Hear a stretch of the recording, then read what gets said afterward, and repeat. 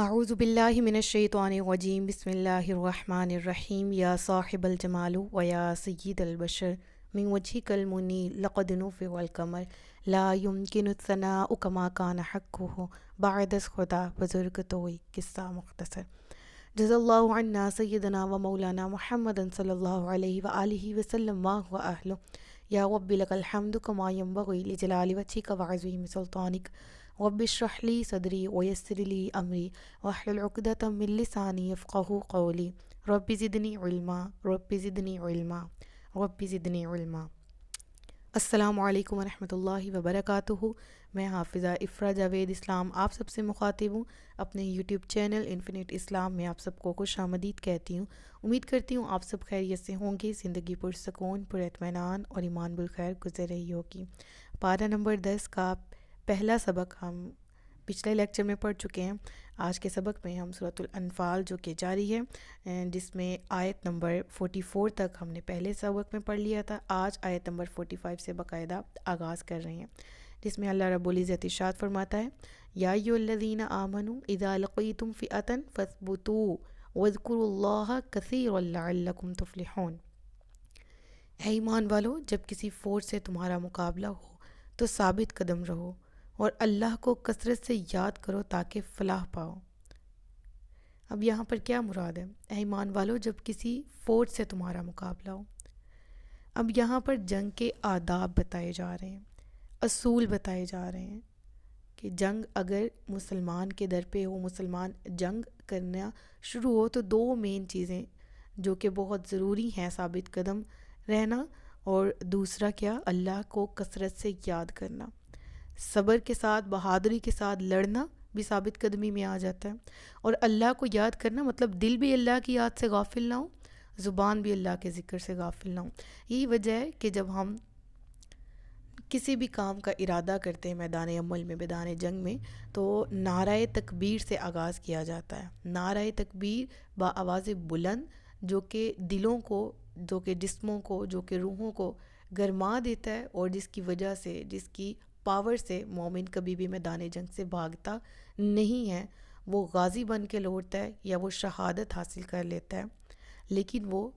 ڈرپوکوں کی طرح واپس پلٹتا نہیں ہے۔ تو یہ ثابت قدمی میدان جنگ کا پہلا ادب ہے، پہلا اصول ہے کہ جنگ میں ثابت قدم رہا جائے۔ اس کے متعلق حضرت عبداللہ بن عمر رضی اللہ تعالیٰ عنہما سے روایت ہے کہ رسول اللہ صلی اللہ علیہ وآلہ وسلم نے ارشاد فرمایا، تم دشمنوں کے مقابلے کی تمنا نہ کرو اور اللہ تعالیٰ سے عافیت طلب کرو،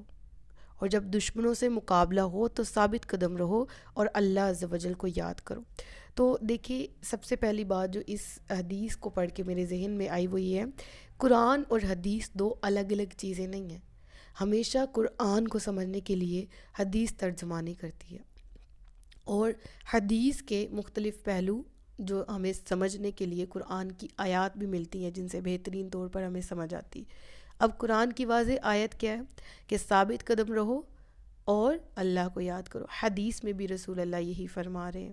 یعنی ہم حدیث کی اہمیت کا بھی انکار نہیں کر سکتے۔ دوسری بات یہ کہ حدیث کی بالکل ابتدا میں کیا کہا گیا کہ دشمن سے جنگ کی، یعنی مسلمان جنگ کی تمنا نہ کرے، اور مسلمان یہ نہ کہے کہ جنگ مسلط کر دی جائے، اللہ سے امن اور امان ہی طلب کیا جائے۔ ہاں، پھر جب جنگ کرنا در پہ ہو، جنگ کی ضرورت پڑے، تو پھر پیچھے بھی نہ ہٹے، پھر ثابت قدمی کے ساتھ مقابلہ کرے اور اللہ کا ذکر زبان پر بھی جاری رکھے۔ ہاں، اور دل تو جنگ کی طرف ہی ہوتا ہے نا، لائک کہ اٹینشن جو ہے وہ سامنے دشمن کی طرف بھی ہو، کہ میں نے اس کو کس طرح سے زیر کرنا ہے، اس کو کس طرح سے ہٹانا ہے، کس طرح سے نعرہ تکبیر اور اسلام کا علم بلند کرنا ہے، اس طرف بھی دھیان ہو، ساتھ ہی ساتھ دل غافل نہ ہو جائے اللہ کے نبی فرماتے ہیں اللہ کی یاد سے۔ یہاں ایک بہت باریک نکتہ ہے، وہ یہ ہے کہ فار ایگزامپل میدان جنگ میں جس ٹیم کی طرف سے ہم لڑ رہے ہیں، مسلمانوں کی ٹیم، مسلمانوں کا گروہ، اس کی تعداد زیادہ ہے، اسلحہ زیادہ ہے،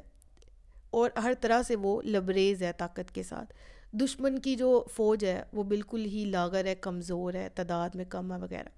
اب ایسے میں کیا ہوگا؟ اپوزٹ ہوگا نا، کیا ہوگا کہ جو طاقتور زیادہ قوم ہے، کفار نے بھی تو تکبر کیا تھا نا، تو مسلمانوں کے دل میں تکبر کا ایلیمنٹ نہ آ جائے کہ ہمیں آج جیتنے سے کون روک سکتا ہے، آج تو ہار ان کافروں کی پکی ہے کیونکہ ہمارے پاس اسلحہ زیادہ ہے، تعداد زیادہ ہے، وغیرہ وغیرہ۔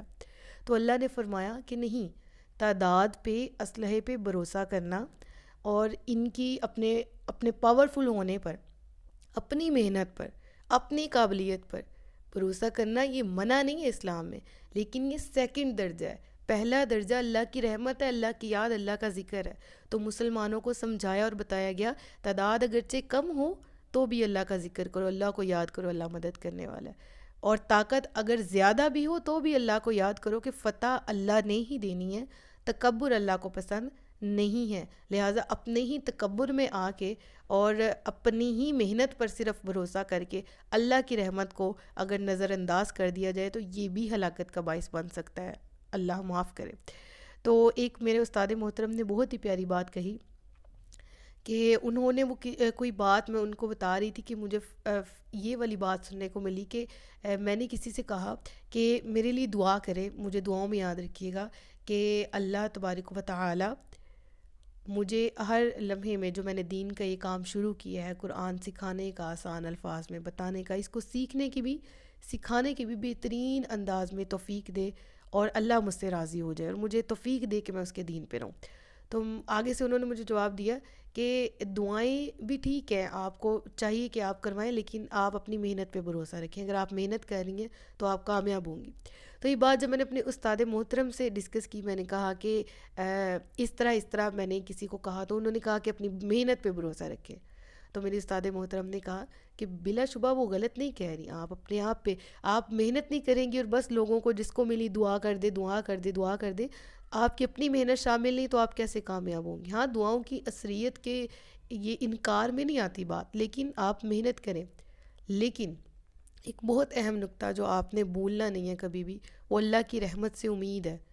اللہ سے جب آپ محنت کریں، ساتھ اس کی رحمت سے امید بھی رکھیں، اور اللہ تبارک و تعالیٰ کی ذات کا ذکر، جو اللہ کا ذکر ہے وہ ہمیشہ کرتے رہیں، اور اللہ کا خوف اور اللہ کی محبت ہمیشہ دل میں بٹھائے رکھیں، یہ چیز آپ کو کبھی ہٹنے نہیں دے گی۔ تو مجھے وہ والی باتیں جب میں اس آیت کو ایکسپلین کر رہی ہوں اور جب میں اس کو پڑھ رہی تھی تب یاد آئی کہ خواہ وہ میدان جنگ ہو، خواہ وہ میدان علم ہو، میدان عمل ہو، کبھی بھی کسی بھی صورت میں اپنے پاؤں میں لغزش نہیں لے کے آنی۔ آپ پڑھ رہے ہیں، آپ پڑھا رہے ہیں، آپ MBBS کر رہے ہیں، آپ 10th میں ہیں، آپ 9th میں ہیں، آپ کوئی بھی کسی بھی فیلڈ میں، آپ ٹیچر ہیں، اسٹوڈنٹ ہیں، انجینئر ہیں، ڈاکٹر ہیں، کسی بھی طرح آپ کسی بھی لیول پہ ہیں، کوئی کام کر رہے ہیں، کوئی ٹاسک آپ کے ہاتھ میں ہے، تو کیا کرنا ہے؟ ثابت قدم رہنا ہے، پیروں کو لغزش نہیں آنے دینی، ہٹنا نہیں ہے ڈر کے، ڈٹے رہنا ہے، جمے رہنا ہے، اور اللہ کی رحمت میں بھروسہ کرنا ہے۔ انشاءاللہ عز و جل کامیابی ضرور قدم چومے گی۔ پھر اگلی آیت ہے، اچھا یہاں پر جو نوٹس میں نے لکھا ہے دوسرا ادب، اس کے بارے میں جو حدیث ہے وہ بھی آپ ایک دفعہ پڑھ لیجئے گا۔ نبی پاک صلی اللہ علیہ وآلہ وسلم نے ارشاد فرمایا،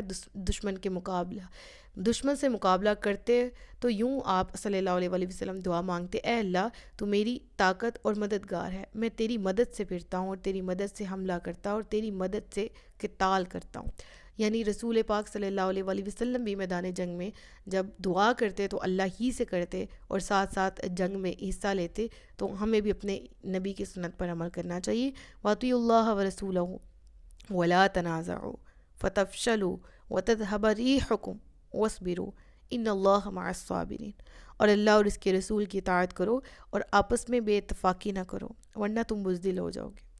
ہم بچپن سے ایک محاورہ سنتے آ رہے ہیں، اتفاق میں برکت ہے، اتفاق میں برکت، تو یہ ہم نے کہانیوں میں ہی سنا ہے،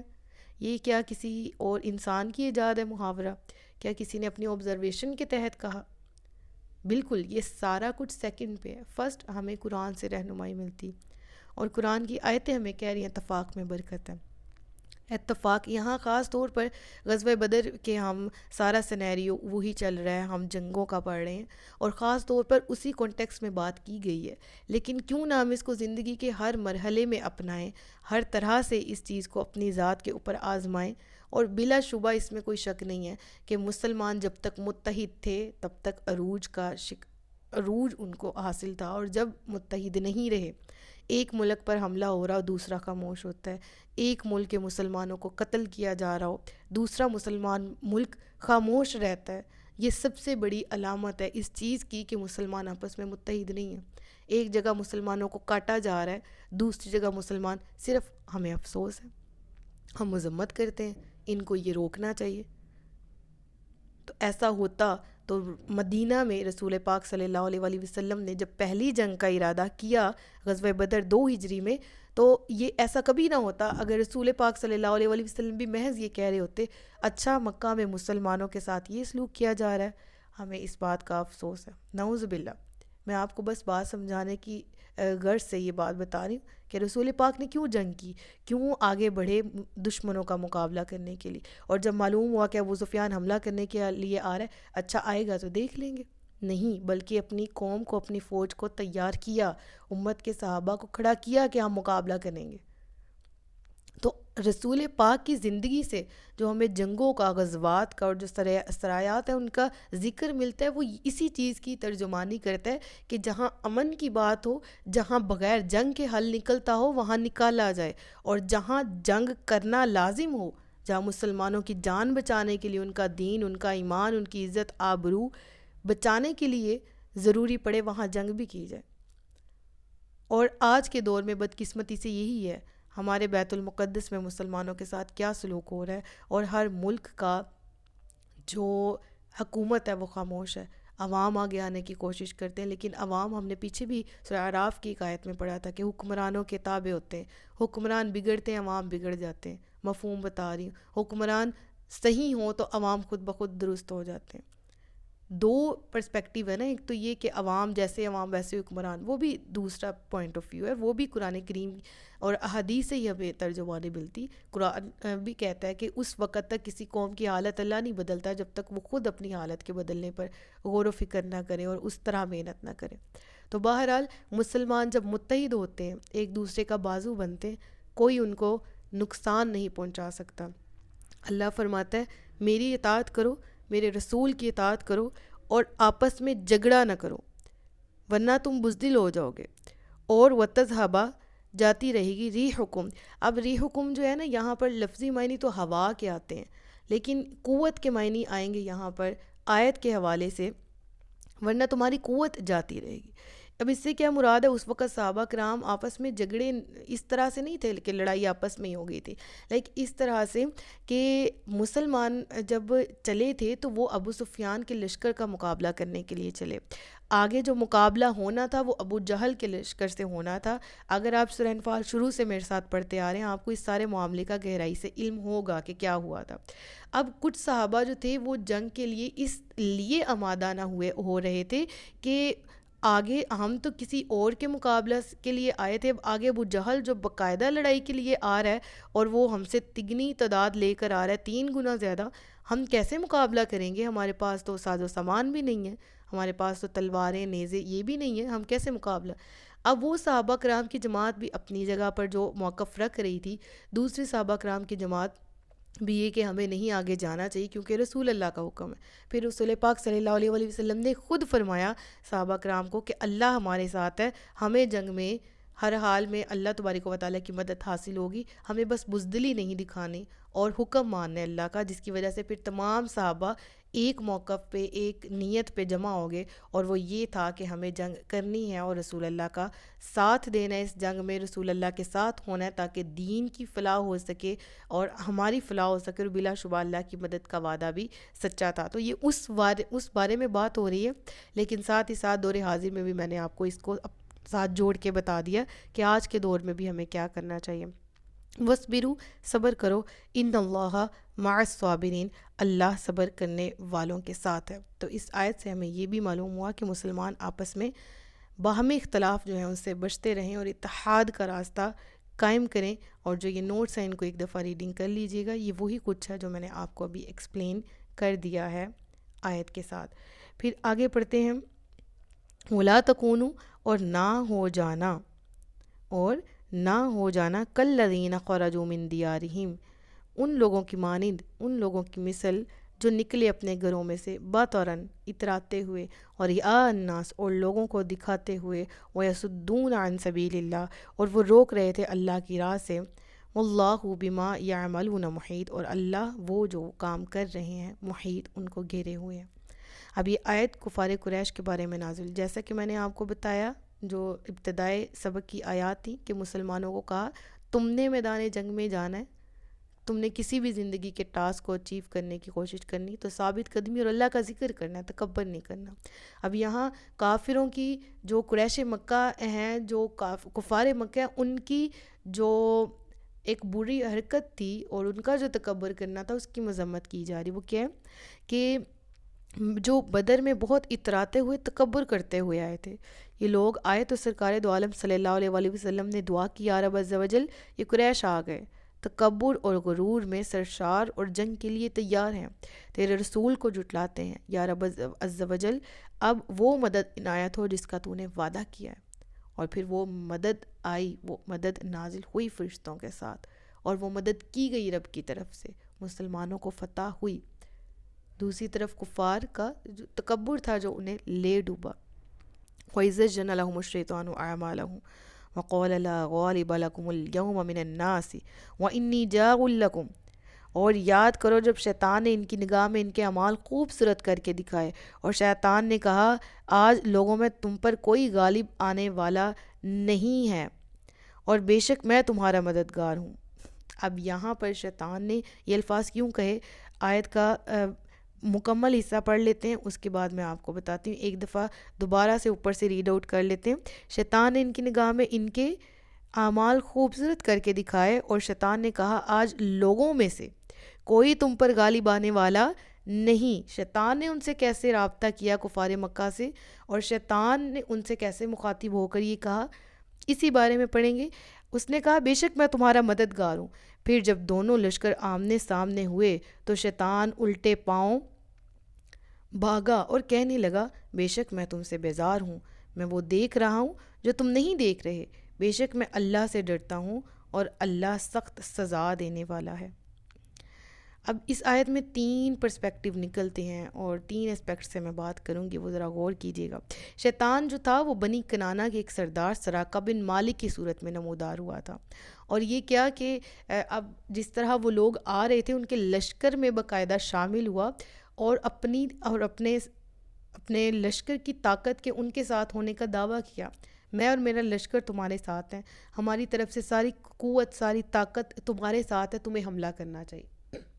کیونکہ درمیان میں آ کے کفار مکہ نے یہ چیز سوچی کہ وہاں قبیلہ ہے بنی بکر، اس سے ہمارے معاملات صحیح نہیں چل رہے، ہماری لڑائی ہے اس سے، تو ان کی ذرا کہتے نہیں کہ موڈ میں تبدیلی آنا کہ جنگ کریں یا نہ، تو اس صورت میں شیطان کہ ہائی یہ جنگ کرنے کے لیے نہیں جائیں گے، یہ تو اس کی طرف سے تو تھا کہ جنگ ہو، مسلمانوں کا نقصان ہو، وہ ایک طرح کے سردار کی روپ میں آیا ان کے سامنے اور کہا نہیں تم جنگ کا پروگرام کینسل نہ کرو، میری طرف سے طاقت بھی تمہارے ساتھ۔ اور یہ کس کے روپ میں آیا تھا؟ بنی کنانہ قبیلہ کا نام ہے، اس کا سردار تھا سراقہ، اس کے روپ میں آیا، آ کے ملا ان سے اور کہنے لگا میں تمہارے ذمہ دار ہوں، آج تم پر کوئی غالب آنے والا نہیں۔ جب مسلمانوں اور کافروں کے دونوں لشکر صف آرا ہوئے، آمنے سامنے ہوئے، تو رسول اکرم صلی اللہ علیہ وآلہ وسلم نے ایک مشت مٹھی کو کہتے ہیں خاک مشرکین کے منہ پر ماری تو وہ پیٹ پھیر کر بھاگے۔